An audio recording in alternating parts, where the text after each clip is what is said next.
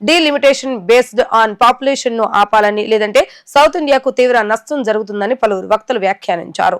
దక్షిణాది రాష్ట్రాలకు పార్లమెంట్ సీట్లు తగ్గించే కుట్ర జరుగుతుందని, మన గొంతును వినిపించే అవకాశం కోల్పోతామని తెలిపారు. జస్టిస్ ఫర్ సౌత్ ఇండియా పేరుతో ప్రెస్ క్లబ్ లో వివిధ పార్టీల సమావేశం నిర్వహించారు. ఈ సందర్భంగా కర్ణం రాజేష్ కుమార్, శీలం వెంకటేశ్వర్లు మాట్లాడుతూ 5 డిమాండ్ల సాధనగా జస్టిస్ ఫర్ సౌత్ ఇండియా నినాదం ముందుకు సాగుతుందన్నారు. లిమిటేషన్ ను నిలిపివేయాలని, గంగా, యమున, బ్రహ్మపుత్ర నదుల మిగులు జలాలను అవసరం ఉన్న దక్షిణ భారత రాష్ట్రాలకు ఇవ్వాలని డిమాండ్ చేస్తున్నామని అన్నారు. దేశానికి 2వ రాజధాని సౌత్ ఇండియాలో ఇవ్వాలని సుప్రీంకోర్టు బెంచ్ ను ఏర్పాటు చేయాలన్నారు. రీజనల్ రిజర్వేషన్ సిస్టమ్ హిందీ, ఇంగ్లీషులో సివిల్ ఎగ్జామ్స్ నిర్వహించడం వల్ల సౌత్ ఇండియా అభ్యర్థులు తీవ్రంగా నష్టపోతున్నారని ఆవేదన వ్యక్తం చేశారు. 5 రాష్ట్రాల నుంచి ఎంతమంది ట్యాక్స్ పే చేస్తున్నారు, తిరిగి ఎంత వస్తున్నాయో చెప్పాలని అన్నారు. సౌత్ ఇండియాకు చాలా విషయాలు అన్యాయం జరుగుతుంది. అది మున్ముందుకు కొనసాగితే మాత్రము కొన్ని దేశ వ్యతిరేక శక్తులు వస్తాయి అనే ఆలోచనతో దాన్ని స్టాప్ చేయడానికి మాకు సమన్యాయం కావాలి అన్ని విషయాలంటే ఒకటి వచ్చేసి డీలిమిటేషన్. అప్కమింగ్ డీలిమిటేషన్లో బేస్డ్ ఆన్ పాపులేషన్ మనకు డీలిమిటేషన్ జరిగే అవకాశం ఉంది. దాన్ని ఏ విధంగా అయినా ఆపాలి. బేస్డ్ ఆన్ పాపులేషన్, డీలిమిటేషన్కి వ్యతిరేకం కాదు, మేము డీలిమిటేషన్ బేస్డ్ ఆన్ పాపులేషన్కి మాత్రం వ్యతిరేకం. రెండోది, మనకు గంగా, యమున, బ్రహ్మపుత్ర వాటర్ని మనము ఇక్కడ మిగులు జలాల్ని సౌత్ ఇండియాకి మళ్లించాలి. మిగులు జలాల్ని మాత్రమే, యూటిలైజ్ జలాల్ని కాదు. మూడోది, దేశ రాజధానిని, సెకండ్ రాజధానిని ఏర్పాటు చేయాలి, సుప్రీంకోర్టుని ఏర్పాటు చేయాలి. మూడోది. నాలుగవది వచ్చేసి ఫైనాన్షియల్ రెసిప్రోకాలిటీ.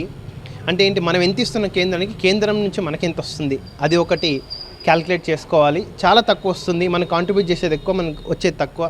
5వది వచ్చేసి రీజనల్ రిజర్వేషన్ సిస్టమ్ని ఇంప్లిమెంట్ చేయాలి అని ఈ యొక్క 5 డిమాండ్లతో ఒక అజెండా అనేది పాస్ చేసినాం. దానికి రిజల్యూషన్స్ అనేటివి కూడా ప్రతిపాదిస్తున్నారు. డెఫినెట్గా ఆల్రెడీ ఈ జస్టిస్ ఫర్ సౌత్ ఇండియాకి తమిళనాడులో 30 రాజకీయ పార్టీలు, కర్ణాటకలో 30 రాజకీయ పార్టీలు, కేరళలో 5 పొలిటికల్ పార్టీలు, పుదుచ్చేరిలో 1 పొలిటికల్ పార్టీ, దాదాపు 56 నుంచి 60 పార్టీల సమ్మేళనం. ఇప్పుడు దాదాపు ఇక్కడ 20 నుంచి 25 పొలిటికల్ పార్టీలు మద్దతు ఇచ్చాయి. 80 నుంచి 85 రాజకీయ రిజిస్టర్డ్ పార్టీల యొక్క మద్దతు అనేది కూడగట్టినము. బ్రహ్మర్షి డాక్టర్ బిఆర్ అంబేద్కర్ గారు రాసినటువంటి రాజ్యాంగంలో వివక్ష ఎటువంటిదైనా సరే ఉండకూడదు అని చెప్పారు. అది రాజ్యాంగంలో పొందుపరిచిన ఫండమెంటల్ రైట్స్ దాంట్లో భాగం. ప్లేస్ ఆఫ్ బర్త్, పుట్టుక కారణంగా వివక్ష ఎదుర్కోకూడదు ఎవరు కూడా అని చెప్పారు. మీరు గమనించినట్లయితే 78 సంవత్సరాల స్వతంత్ర భారతంలో దక్షిణ భారతదేశం నుంచి 2 ప్రధానమంత్రులు అయ్యారు. ఇది వివక్ష కాదా? దేవగౌడ గారు, పివి నరసింహారావు గారు, వాళ్ళిద్దరు మాత్రమే అయ్యారు. అసలు వీళ్ళలో ప్రధానమంత్రిని చెయ్యాలి అని రాజకీయ పార్టీల్లో లేదు. ఇక్కడ ఉన్నటువంటి రాజకీయ పార్టీలు కూడా అటువంటి ఆలోచన లేదు. 543 సీట్లు ఉన్నటువంటి భారత లోక్సభ దీంట్లో 139 సీట్లు దక్షిణ భారత రాష్ట్రంలో, అంటే తెలుగు రాష్ట్రాలు 2, కర్ణాటక, తమిళనాడు, కేరళ నుంచి ఉన్నాయి. ఈ 139 మంది ఎప్పటికీ ఎవరో ఒకరిని సపోర్ట్ చేయటమేనా? ఈ 139 లోక్సభ నియోజకవర్గాల్లో ఉన్నటువంటి వాళ్ళు ఎప్పటికీ ప్రధానమంత్రి కాలేరా? ఇది వివక్ష కాదా? ఇది చాలా దుర్మార్గం. అటువంటి వివక్షలు అనేకం జరుగుతూ ఉన్నాయి. నేను మచ్చుకు ఒకటి చెప్పాను. ఈరోజు ఇక్కడ ఈ కార్యక్రమం నిర్వహించడం చాలా గొప్ప విషయం. మనం అందరం కూడా పార్టిసిపేట్ చేయాలి.